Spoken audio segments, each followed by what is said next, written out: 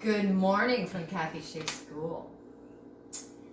Let's talk about these expensive non-dairy milks. Soy milk, oat milk, hemp milk, almond milk, rice milk. First ingredient, water. It's expensive water, ladies and gentlemen. Buy your almonds.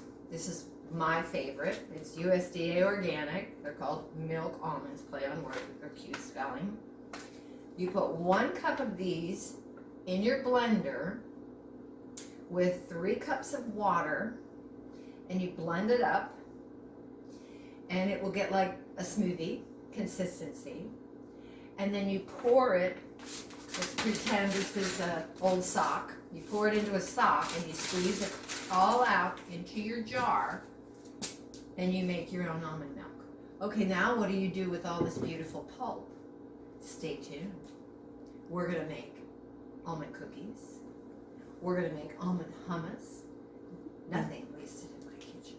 Thanks for watching.